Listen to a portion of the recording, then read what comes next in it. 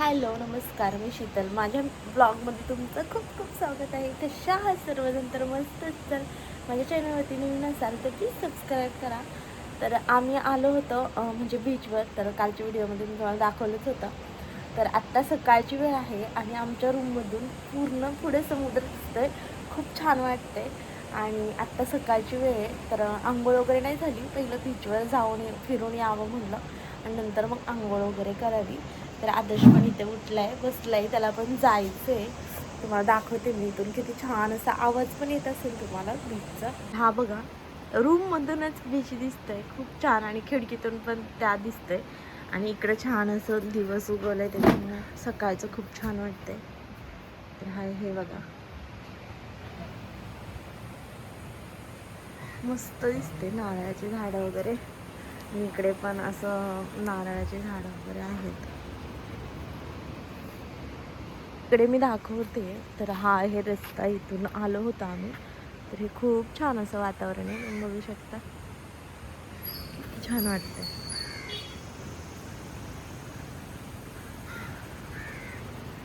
सकाळचं खरंच खूप छान दिसते.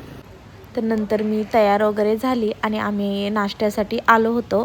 तर नाश्त्यासाठी इथे ना आम्ही घावन आणि चटणी घेतलेली आणि त्याच्यानंतर मोदक पण घेतले होते. छान असा नाश्ता करत आहे आम्ही आणि खूप छान लागत होते ते घावन वगैरे. आणि वेगवेगळ्या ठिकाणचं खायला खरंच चांगलं वाटतं, म्हणजे आपलं रुटीन सोडून. म्हणजे छान वाटतं. आणि फक्त त्यांनी चटणी दिली होती आणि घावन दिले होते, तर ते गरम गरम देत होते. तर खूप छान असे घावन होते. बैलगाडीवाले आमची 2-4 भाला त्यात घ्या ताई. घ्या तू मत काय सर म्हणजे बिचारचं काय रिस्क काढून ते लवकर गेलं 7:30 होती ती हां, मग टाकतो जाणार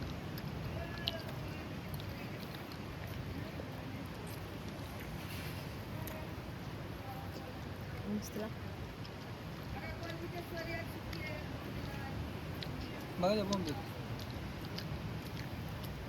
तर आता आम्ही थोडंसं म्हणजे फोटो वगैरे काढले इथे. काय झालं, सकाळी आम्ही आलोच नाही इथे भिजायला वगैरे. फोटो वगैरेच काढले आणि फक्त रील वगैरे थोडंसं काढलं.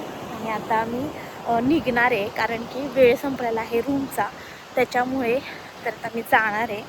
चला तर मग आता खूप छान वाटलं, खूप दिवसातून आलो होतो त्याच्यामुळे. या, हे बघा, शूज आमचे खराब होतात म्हणून आमच्या मॅडमने हातात घेतल्यात. आणि इथं आमची रूम. किती छान वाटते बघा, नारळाची झाडं.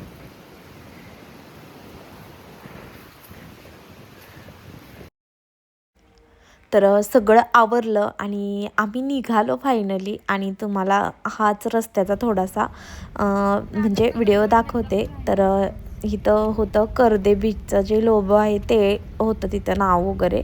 आणि छान वाटत होतं. आणि नंतर आम्ही इथून निघालो. तर आम्ही ना, हे जवळ होतं पण चालत काय आम्ही इथं बघितलंच नाही. खूप छान अशी नदी होती तिथं, खूप छान दिसत होतं. आणि आम्ही नंतर गाडीतून निघालेलो आहे.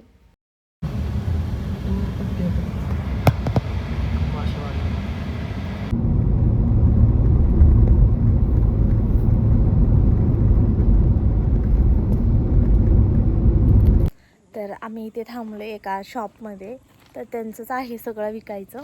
तर काजू वगैरे सगळं आहे. तर मी दाखवते. खूप छान आहे इथं. तर हे आहे त्यांचं शॉप.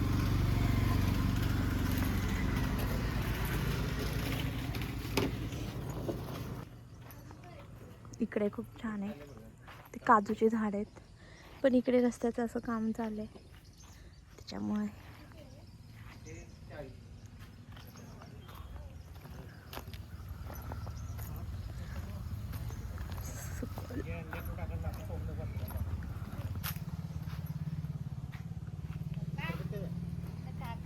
काजूचं फळ पिकली आलं.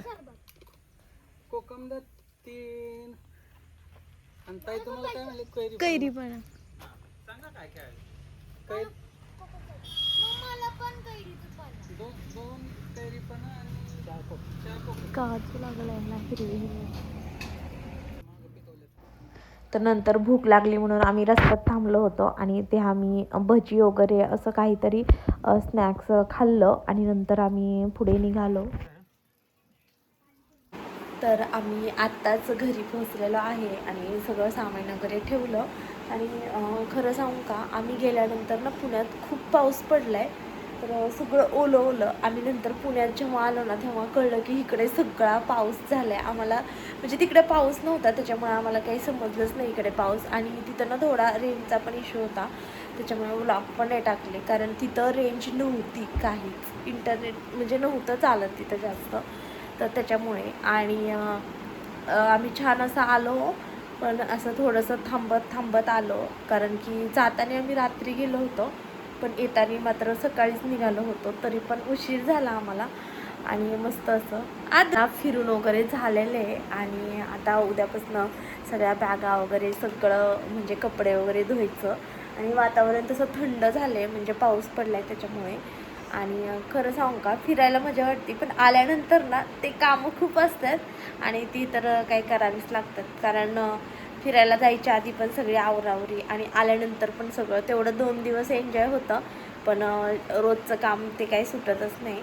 तर तुम्हाला हा ब्लॉग कसा वाटला कमेंटमध्ये सांगा. लाईक शेअर आणि सबस्क्राईब करायला विसरू नका. तोपर्यंत बाय बाय.